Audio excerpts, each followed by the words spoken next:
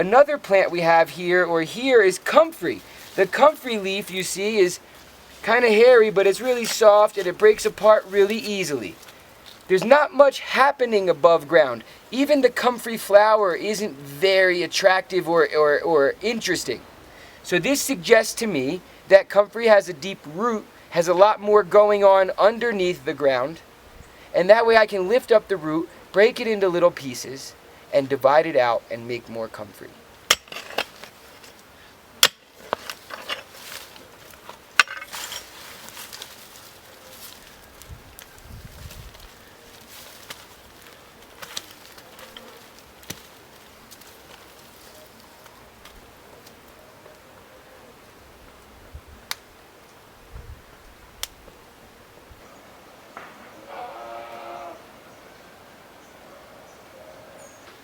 Okay, this is our second example of root division. This is comfrey division, and as you can see, whereas the taro root resembled plant division a little, there was actually standalone plants.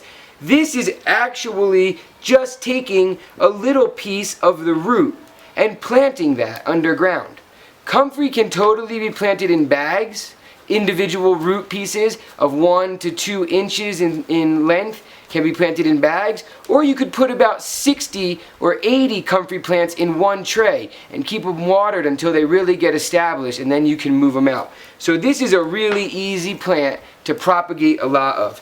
As you can see, there's a big fat root there. I'm going to move out the earthworms out of the way, and I'm going to cut, whoops, get my bags here. I'm going to cut the root, and as you can see, that is a new comfrey plant. That will grow. It doesn't matter that there's no leaves. It doesn't matter that this was formerly 6 or 8 or 12 inches underground. This will make new shoots and new roots and will form a new comfrey plant. So as you can see, even something that's thinner, something like that, as compared to that, both of them are totally fine propagations of comfrey plants. There's another one. So as you can see, some of the roots stayed in the ground when we harvested the comfrey plant. I'll make that a plant. I'll make that a plant. I'll break this off a teeny bit. The really thin stuff might not grow, so I'll get rid of that one. The thicker stuff will definitely grow. And as you can see, you have a lot more comfrey. As you break these apart, it naturally does a plant division, and even this, because it has the root on there, is fine to plant. This is another one. This can also break. Remember your root-shoot ratio. Take the leaves off because you disturbed the root. And you have a lot of comfrey here. So as you can see from one plant, we've gotten well over 15 or so comfrey roots, plus the ones that stayed in the ground. So again, you could plant this about twice its diameter, same as the seed. You could get it down in the bag.